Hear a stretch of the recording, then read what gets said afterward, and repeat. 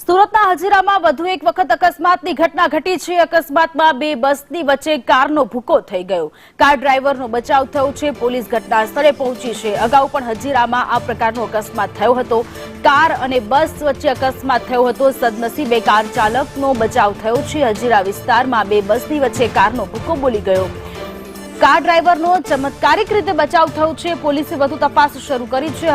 હજીરામાં થોડા દિવસ અગાઉ પણ બસ અને કાર વચ્ચે આ જ રીતનો અકસ્માત થયો હતો, ત્યારે પોલીસની કામગીરી સામે સુરતમાં પણ સવાલો ઉઠી રહ્યા છે। ગુજરાતમાં છાશવારે અકસ્માતની ઘટનાઓ સામે આવી રહી છે અને આંકડા અનુસાર એનસીઆરબીના આંકડા અનુસાર ગુજરાતમાં સૌથી વધારે મૃત્યુ અકસ્માતોના કારણે થઈ રહ્યા છે। ત્યારે ટ્રાફિક નિયમોનું પાલન કરવું એ પણ ખૂબ જરૂરી છે અને બીજી બાજુ બેફામ ડ્રાઇવિંગ કરતા લોકોની સામે પોલીસે પણ કડકમાં કડક કાર્યવાહી કરવી પડશે, તો જ એ લોકો કંટ્રોલમાં આવશે।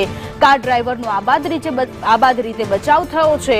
આ દ્રશ્ય સામે આવ્યા છે કે જે હચમચાવી દેતા દ્રશ્ય છે, પરંતુ આ જે અકસ્માતની ઘટના છે એમાં સદનસીબે કારનો જે ડ્રાઈવર છે તેનો બચાવ થયો છે। તેને સામાન્ય ઈજાઓ પહોંચી છે, જેને સારવાર માટે હોસ્પિટલ ખસેડવામાં આવ્યા છે। ગુજરાતમાં અવારનવાર આ પ્રકારની અકસ્માતની ઘટનાઓ સામે આવી રહી છે। સુરતના હજીરામાં હજુ થોડા દિવસ પહેલા જ આ જ રીતે અકસ્માત થયો હતો અને અકસ્માતની ઘટનાના હજી જે ઘટના સ્થળે જે દ્રશ્ય છે તે પણ નથી ભૂંસાયા। ત્યાં વધુ એક વખત આ પ્રકારની અકસ્માતની ઘટના સામે આવી છે, ત્યારે પોલીસ અત્યારે ઘટના સ્થળે પહોંચી ચૂકી છે।